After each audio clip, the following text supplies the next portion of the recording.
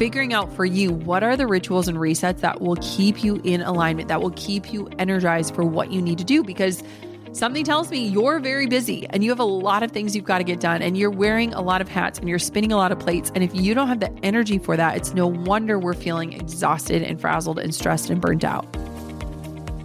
I'm Jenna Kutcher, your host of the Goal Digger podcast. I escaped the corporate world at the age of 23 with nothing more than a $300 camera from Craigslist and a dream. Now I'm running a 7-figure online business that feels even better than it looks, all from my house in small town Minnesota with my family. Here, we value time as our currency. We mix the woo and the work, and we are in the pursuit of building businesses that give us the freedom to live lives that we love. I've always loved turning big goals into reality, and I'm here to help you do the same. This isn't just a peek behind the curtain. Come along with me and my guests as we tear the whole curtain down. Every week, we tackle practical, no-fluff marketing strategies and host honest discussions on what works and what doesn't. Join me and my expert guests for actionable insights to help you grow your dream business with confidence. Pull up a seat and get ready to be challenged, inspired, and empowered. This is the Goal Digger podcast. I am an absolute sucker for wanting to know people's routines. There is just something about hearing how people start or end their days. Like, I want to know their rituals, their routines, even those quirky little habits. It gives me a glimpse into their world. It's like this mini little field trip into someone else's life. And even when I can't totally relate, I love imagining what it's like to walk in their shoes. Now, over the years, my mornings have evolved a lot. Parenthood, business, and life in general have reshaped how I approach my day. Today, I'm giving you a backstage pass to my exact morning playbook, what I do to set the tone, the rituals that ground me, and the productivity hacks that keep me on track. Whether you're juggling life as a CEO, managing parenthood, or just trying to figure out what works best for you, there is something here for you.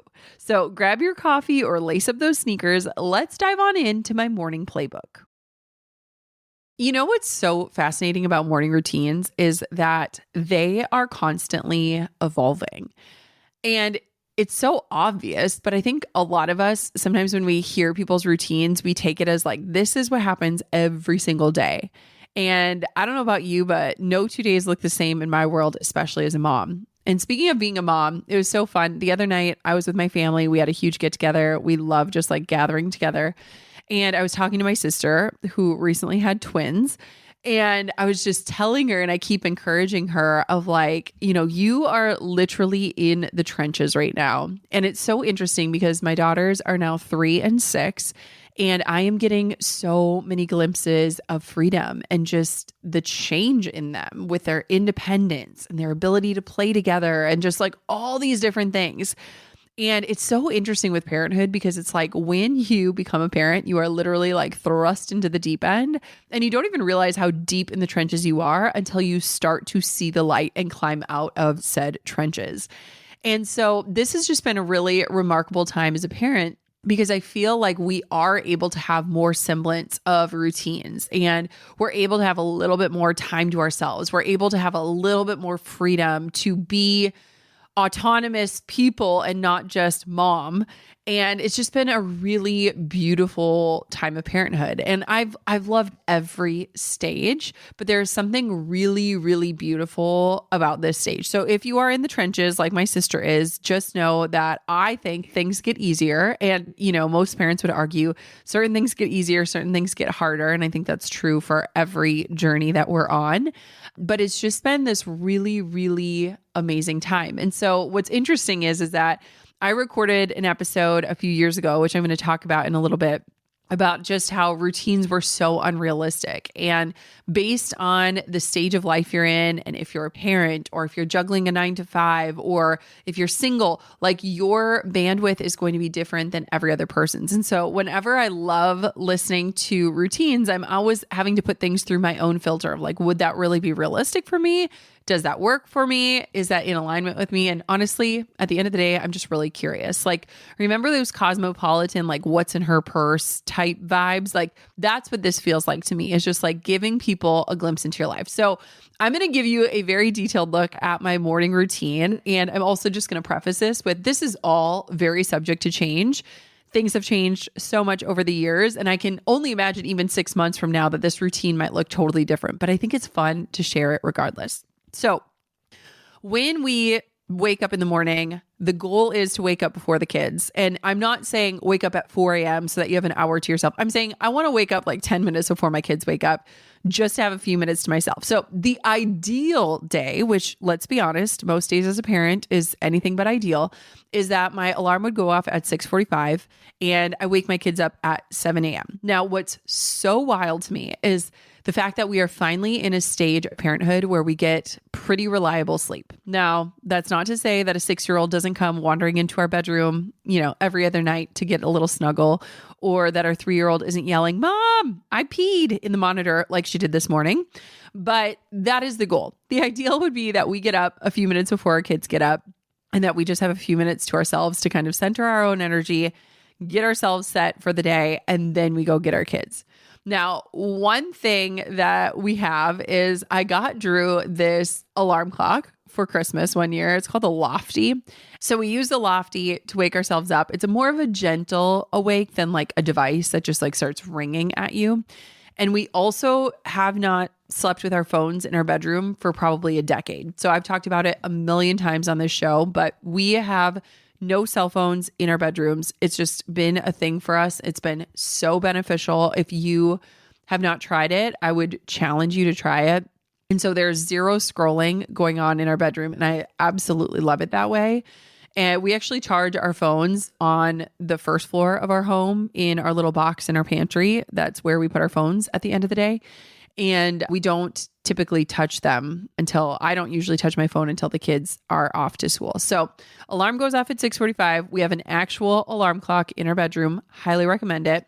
We also make our bed every single day. And I'm not talking just like pulling the blankets up. I'm talking like even those throw pillows that you put on the floor every single night. We make the bed fully. It looks like a hotel, and I love it. We are kind of neat freaks when it comes to our home, especially our room. It just feels like it's like our little domain. And so like I will go as far as like unplugging our white noise and putting it in a drawer, shoving extra pillows under the bed. Like it looks very nice and clean and tidy. And that's just like our room. I want it to be serene.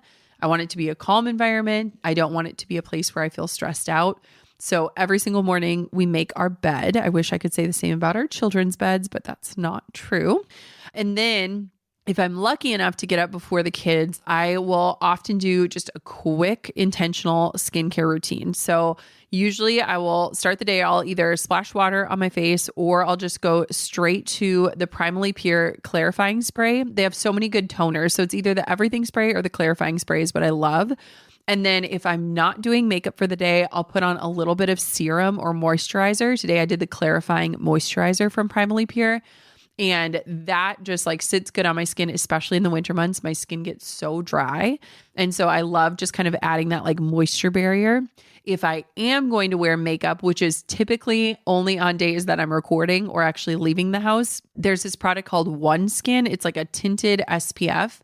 And it's really just a great product. I love it. And so I will often just put that on as like a base layer for my makeup days. And then a lot of times I'll actually get dressed and I'll just put my workout clothes on first because I love doing walking meetings. And I feel like if I get my workout clothes on, there's a way better chance I'm going to work out for the day. I actually work out probably 6 days a week, sometimes even 7, but I love just putting on my workout clothes right away. So most days I don't have to get dressed in real clothes, at least right away. And so oftentimes in the morning, I'll just put on a sports bra, yoga pants, and a sweatshirt. And that's how I start my day. And it just makes it a lot easier once the day gets started that I can just kind of get into the gym when it best allows. Minnesota winters are not my skin's best friend. The freezing wind outside, the Sahara level dryness indoors will make anyone's skin cry for help. But I found a little miracle in a jar. It's called Osea's Undaria Algae Body Butter. Now, honestly, this body butter has become such a small but meaningful part of my self-care routine.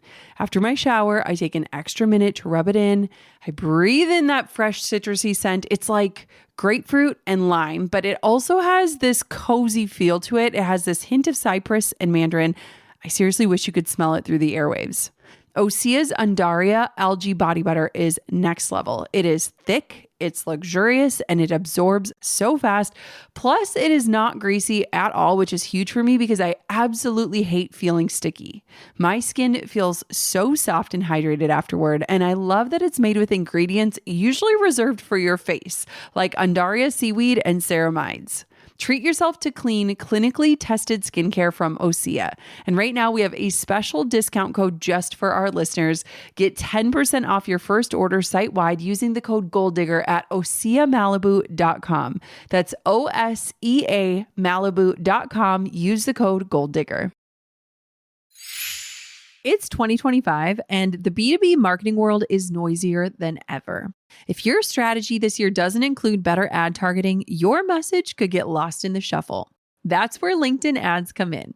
With LinkedIn's precise targeting, you can reach professionals by job title, industry, company, and more. You'll have direct access to and build relationships with key decision makers. I'm talking about 1 billion members, 130 million decision makers, and 10 million C-level execs.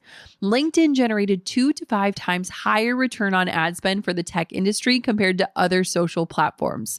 No wonder 79% of B2B marketers say LinkedIn delivers the best results for paid media. So if you're ready to work with a partner who respects the B2B world you operate in, LinkedIn ads is the way to go. Start converting your B2B audience into high quality leads today. We'll even give you $100 credit on your next campaign. Head to linkedin.com/goal to claim your credit. That's linkedin.com/goal. Terms and conditions apply. LinkedIn, the place to be to be. So then is when like the hustle starts, right?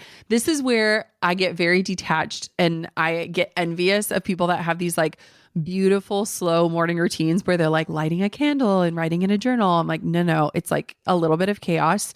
And so I'll get up both of the kids. I get them dressed. I'm so lucky that Drew is home with me. So Drew goes down and starts breakfast right away. It's so cute. Quinny will wake up and she'll be like, I smell sausage, or like, I smell muffins. And so my job is getting the kids dressed and downstairs. Drew's usually starting breakfast. One thing for me that's been really interesting on my own health journey is that for a very long time, I just used to skip breakfast entirely. I was just someone who was convinced that I could do like the intermittent fasting, that I'm not hungry in the morning. So that's like where this all stemmed from, is like I would often just skip breakfast and then eat and have kind of a fasted morning and then eat. But one thing that I've gotten really consistent with is making sure that I get 30 grams of protein. And so for me, the best way that I can do that is in like a pre-mixed protein shake. So for a long time, I was doing like muscle milk, but they're not like the cleanest shakes. They're very easily accessible at like a Target, and there's 30 grams of protein, which is great. And they taste good, which is good, but they're not like the cleanest protein. And so I switched to, I have 2 options that I usually will drink one of them each day. So there's Jocko Milks, which is great. They taste really good. You have to order them online, which is a little annoying with the shipping and boxes and that kind of stuff. And there's a brand called Pioneer Pastures that just got launched at Target. And so both of them are around 30 grams of protein. I'll usually slam one of those in the morning, and that will give me good protein to start off my day and make it so that I'm not like starving when lunch comes around.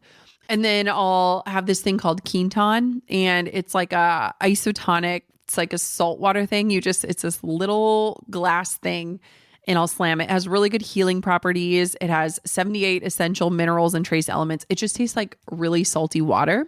So I slam one of those as well in the morning.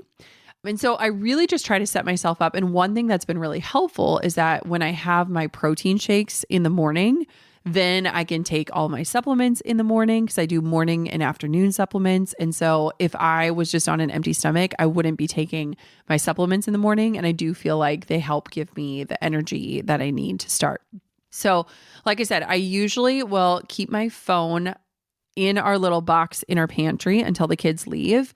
We just want a very like calm, distraction free morning. And I feel like mornings are already chaotic enough. So oftentimes we'll grab a phone to put on music and we listen to like very, very calm music. I mean, sometimes we'll do like healing frequencies. Like we have very calm mornings and like, dimmer lights. It's not super bright. We're not running around like crazy.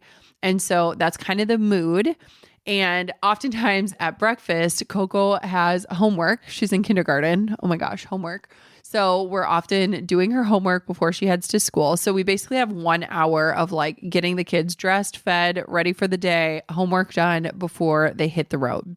So then at 8 a.m., that's when we load up the car and Drew heads out and he'll take Quinn with him to drop Coco off at school. And it's about almost an hour round trip by the time they leave and get back into the house.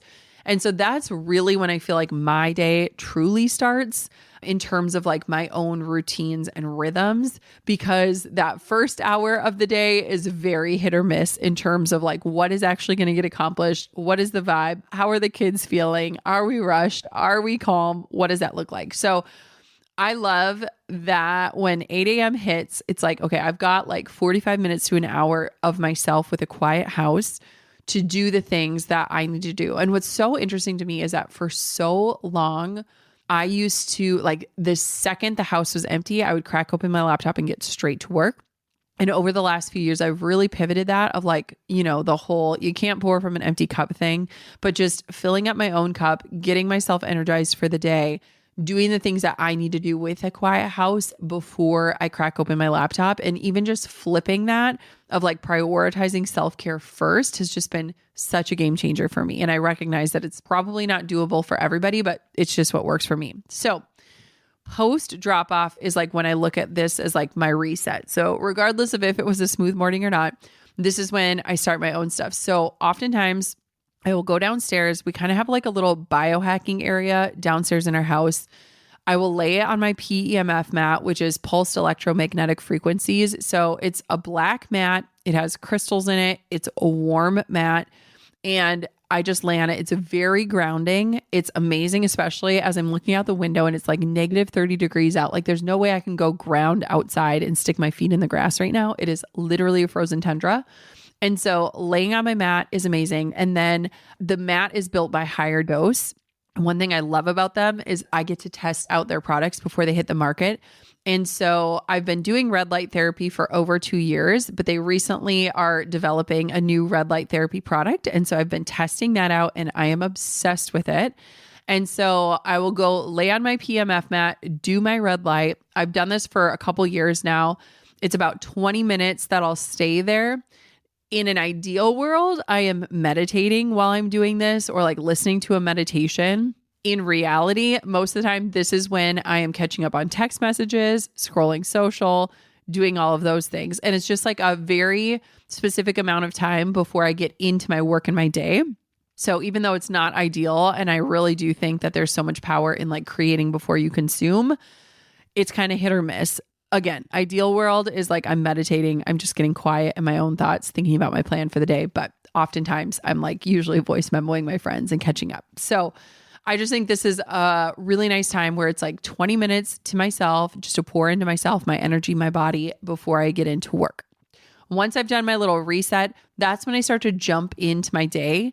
And I've gotten really good at setting priorities. For me, my all-time favorite days are the days where there is literally nothing on the calendar. I'm talking like meetings, calls, podcasts, different things like that. Like I love days that are like wide open.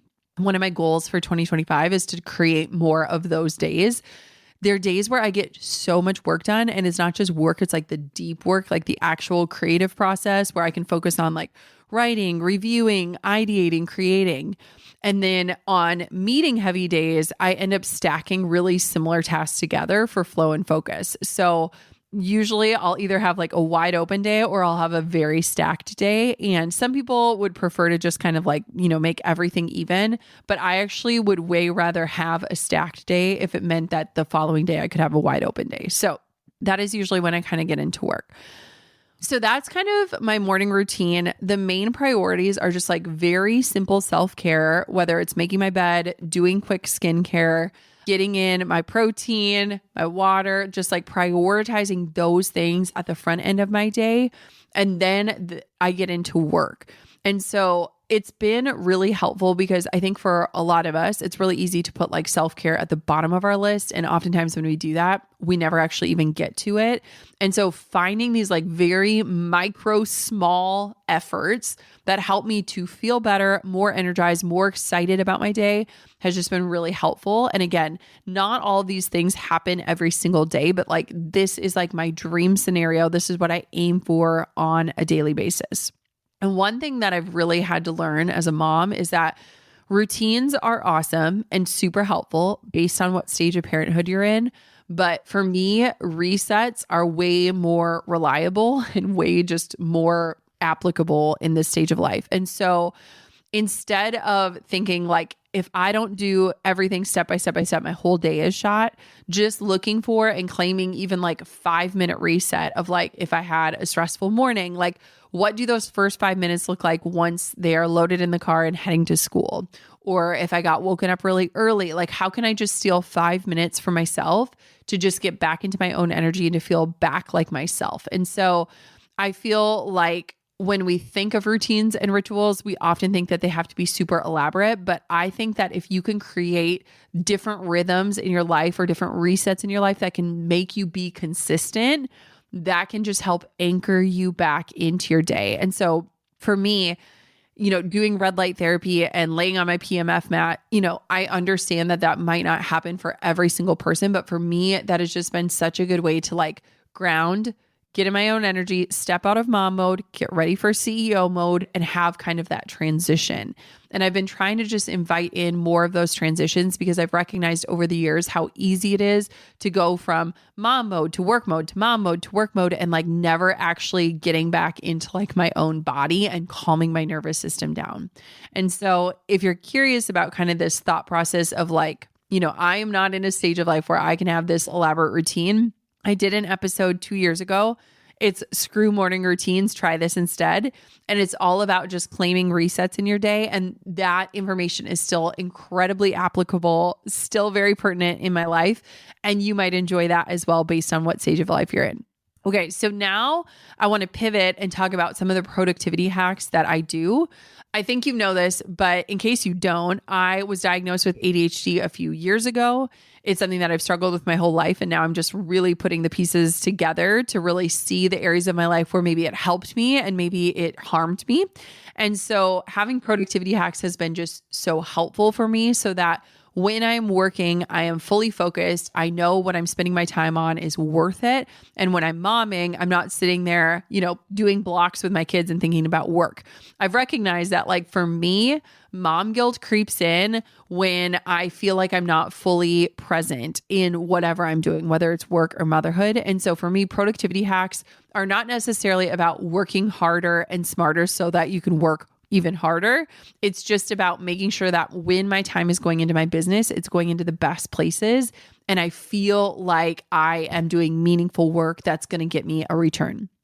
So the first thing in terms of hacks is really tuning into your energy and designing your life as much as you possibly can around it. So if you are a full-time entrepreneur, this is where the magic can happen. This is probably why you became an entrepreneur, so that you had more control over your life. And so if you feel out of control of your life, this is where I invite you to remember that you are the boss and that you are in charge. And so starting to pay attention to your energy levels and seeing if you sense trends. And this could be like a daily trend where like you're most energized between the hours of 1 and 3 p.m. Or it could even be a monthly trend where you're looking at your monthly cycle. If you get a cycle, if you're somebody who menstruates, and figuring out like, when are you most inward? When are you most, outgoing? Like, what does that look like? And so really paying attention to your energy and honoring it and trying your best to design your work around it. So for me, when Coco first started school, she was actually just doing half day school. So she would go into school from 8 to noon every day. And so I, in turn, started stacking my hours during that time so that I could be fully present and available when she came home. And this was like a couple years ago. And what's interesting is that I still now have kept that rhythm because I'm naturally most energized and ready to go between those hours of 8 to noon. So I'll start my day with my own relaxation and meditation, and then I get into work. And so even though Coco's in full day school now and Quinn is still home with us, I still try to stack my focus heavy tasks between 9 and 1. And then I leave my afternoons open for lighter work so that I'm more available, so I'm there with the kids, and so that I just have more time to like do reviews and things like that. So you will not catch me recording anything after 1 p.m. I'm not getting on calls after that time. That is when I kind of go more inward and do some of the more like lighter work, like reviewing different things. And so the goal here is just identifying like when are your most productive times, and maybe you do a time audit, maybe you reflect, maybe you kind of figure out what are those hours and how can I reserve them for the highest impact tasks. And the goal here is to be able to align your work schedule as much as you can with your energy flow. And this is going to help you avoid burnout and also just maximize your focus. And so we have different team members who have totally different like energy styles. Like one of my team members, she used to work the best like in the hours of like 1 a.m. to 3 a.m. So I would get on in the morning and she would be delivering work from the night before. And so I have just always been the kind of leader where I'm like, figure out your own energy and as much as you can align to that in a way that still supports the business and the bigger tasks at hand. It is so easy to lose track of subscriptions. Like we've all been there, signing up for free trials or services we barely use anymore, and then months later, realizing how much money is quietly slipping through the cracks. Those forgotten subscriptions add up fast, and that's where Rocket Money comes in to save the day. Rocket Money is a personal finance app that makes it incredibly easy to find and cancel subscriptions you don't need anymore. So you're not paying for things you've long forgotten about. But that's just the start. Rocket Money also monitors your spending, helps lower your bills, and puts your savings on autopilot so you can focus on what matters most. Their dashboard is basically like a command center for your finances. You can see all your accounts in one place, set budgets, track spending trends, and even get alerts if a bill goes up.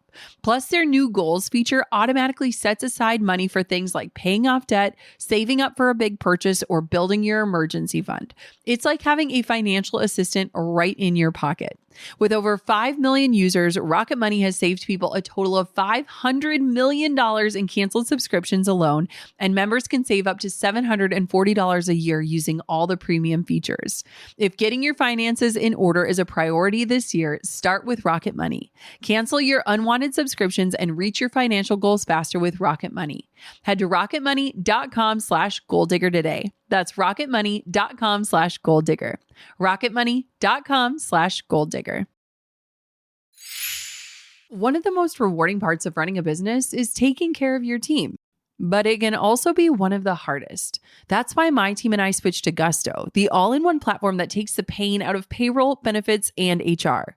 Whether it's W-2s, 1099s, or small group health insurance, Gusto has you covered. And with their offer letters and checklists, your new hires will feel welcome from day one. Businesses that switch to Gusto save on average $2,600 a year and 48 hours of time. Their software is easy to use and accessible online from anywhere. Payroll is fast and easy too. Gusto automatically files and pays all federal, state, and local taxes so you don't have to stress about paperwork. And if you ever have a tough HR question, Gusto has certified experts ready to help. If you've been waiting for a tool to simplify your business and make life easier, this is it. Right now, you get 3 months for free when you run your first payroll. Head to gusto.com/goaldigger to get started. That's gusto.com/goaldigger. The second productivity task is boundaries. I have been a huge proponent of boundaries. Boundaries are everywhere in my life, but especially when it comes to protecting your focus. And again, as somebody with ADHD, focus does not come easy to me. It's actually really challenging. And so some of the things that I've been able to do have really just helped me protect my focus. And I think boundaries are kind of the essential key around that. And so one of the things I've done is batching similar tasks and eliminating distractions. So For example, I told you I love wide open days where nothing is on my calendar. I stopped taking calls on Mondays entirely about a year ago so that I could just ease into my work. And then basically I started batching all my meetings on specific days. So right now it's like Tuesdays are my meeting heavy days. And on those days, I'll walk on my treadmill during calls so that I stay active and energized. And I found that walking helps me stay more focused on the call. If I'm like sitting at my desk, I start opening other tabs, I'm not fully like engaged. And so when I'm walking on the treadmill, I am way more just engaged and a part of that call. One thing that we're also implementing in my business is switching to having a chunk of time or even a whole day. We're trying to decide what it's going to look like, where we're implementing no Slack hours. So Slack is our instant messaging system that we use for our company. Think of like AOL Instant Messenger, but for businesses. And it's an amazing tool. It's how we communicate for the business. But what's awesome and awful about it is that you can get pings and dings at all hours of the day. And so one thing that we want to do to protect our focus is to implement no Slack hours to prioritize deep work. So what it's going to look like is like, we'll touch base with our team members and then we're going to say like, hey, for the next 4 hours, do not Slack anybody, just do your deep work, make sure that you have what you got. But that will allow people to stop kind of like chasing the next thing and really get their work done. So I'm really excited about it. And I actually think it's just going to be good as a company-wide culture to implement that into our business.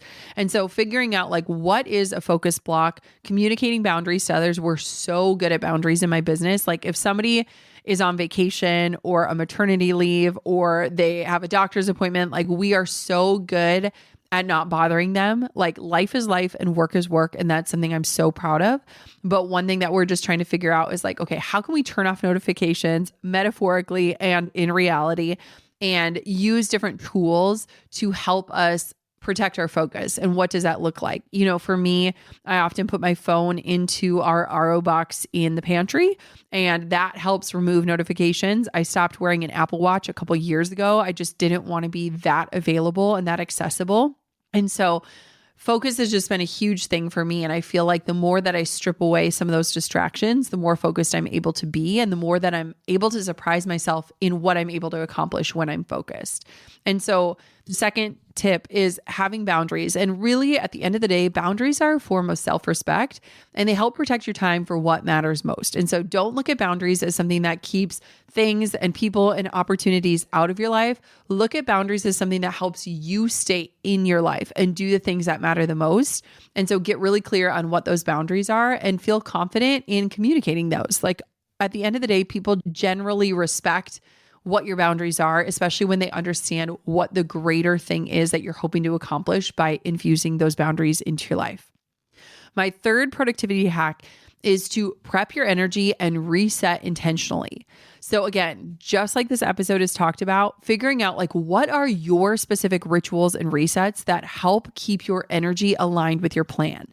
I think oftentimes as entrepreneurs, we don't really focus on energy. I know for me, for the first decade of being an entrepreneur, my health was not my priority.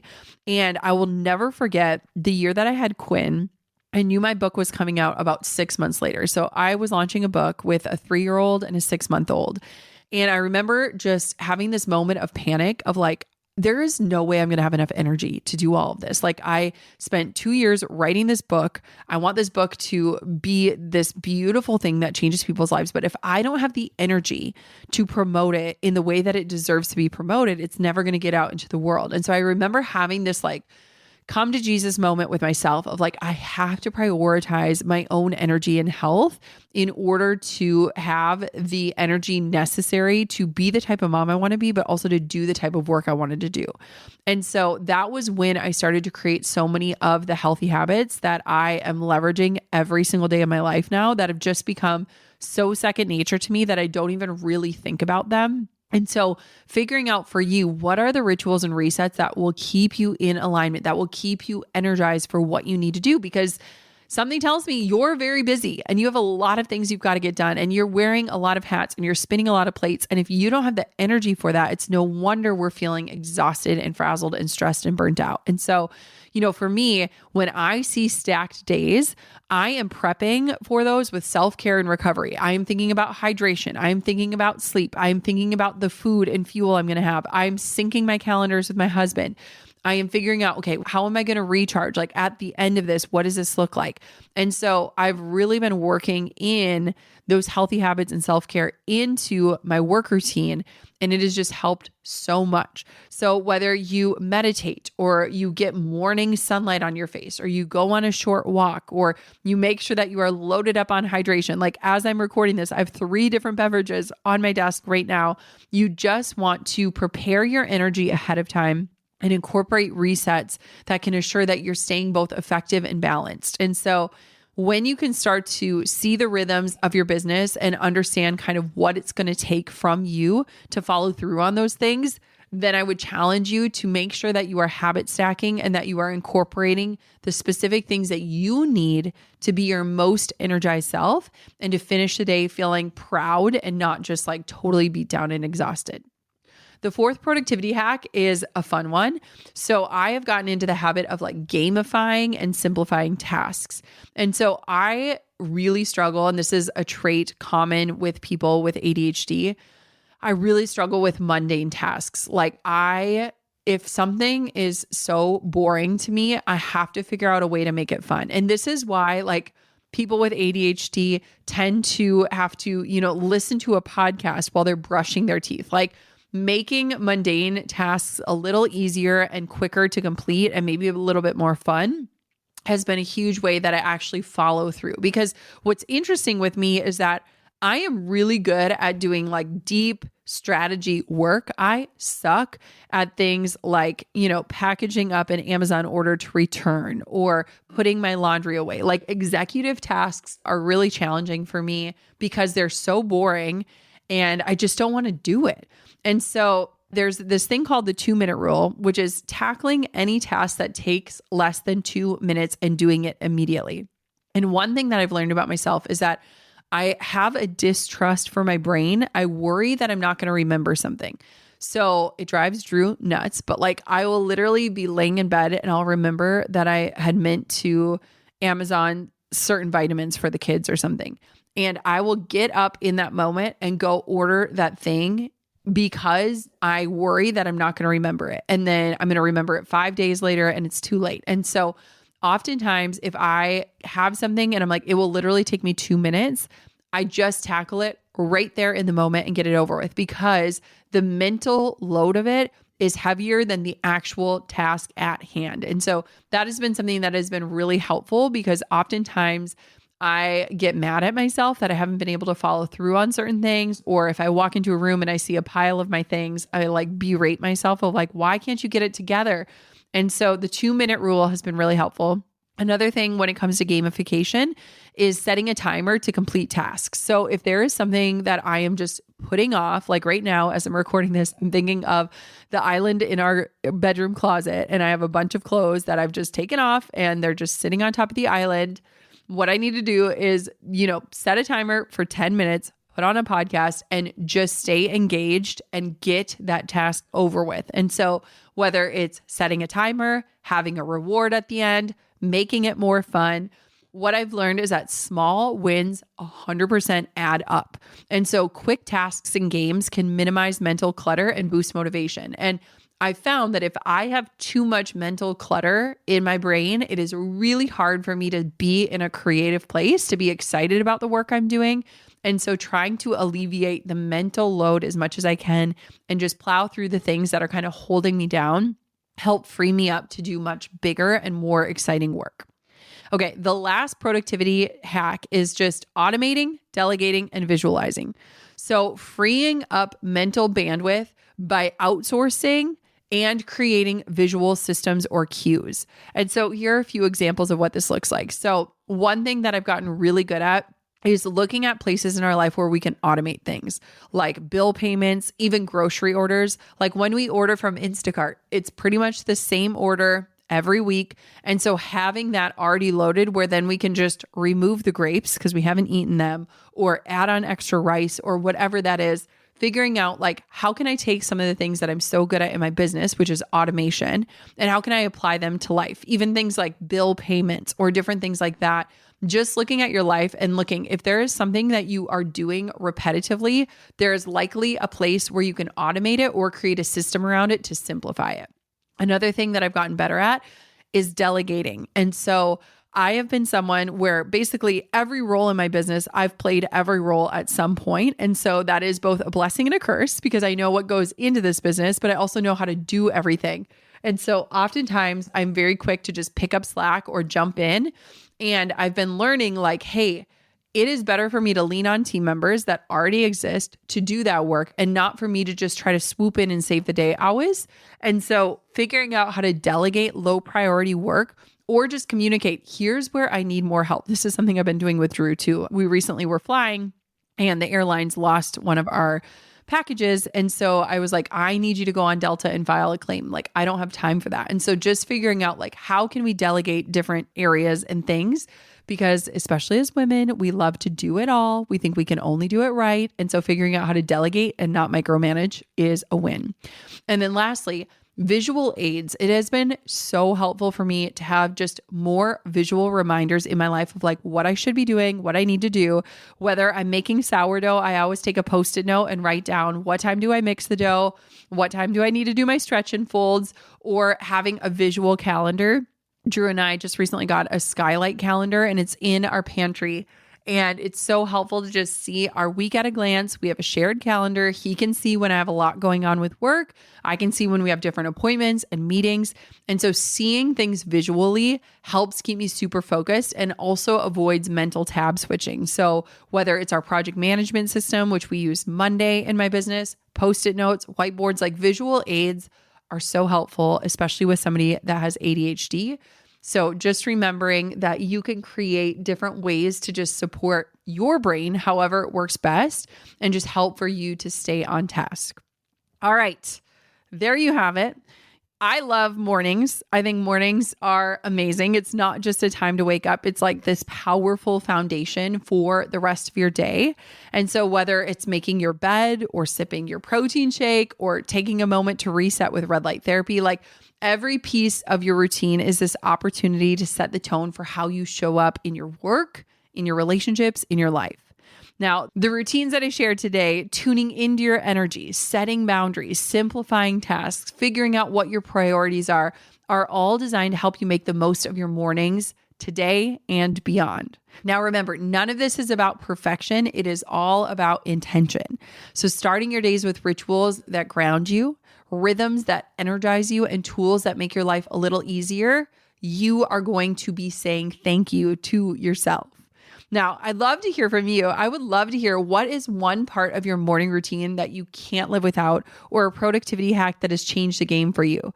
Hop on over to Instagram at Goal Digger Podcast and share it in the comments. I cannot wait to hear your insights. I am a sucker for people's morning routines and rhythms. I hope you enjoyed today's episode. I'm sure my routine will change, and so there'll be a future episode of this, and I really want to record a nighttime routine because I love hearing this. And I also just think it's such a critical part of our lives that we often just rush through. And so if you want to hear my night routine too, let me know because I want to record it, but I also want to make sure it's something you want to hear. But thank you so much for listening to this episode. Until next time, goal diggers, keep on digging your biggest goals one morning at a time. Thanks for pulling up a seat for another episode of the Goal Digger Podcast. I hope today's episode fueled you with inspiration, gave you information that you can turn into action, and realigned you with your true north in life and business. If you've enjoyed today's episode, head on over to goaldiggerpodcast.com for today's show notes, discount codes for our sponsors, freebies to fuel your results, and so much more. And if you haven't yet, make sure you're subscribed so that you never miss a future show. We'll see you next time, Goal Diggers.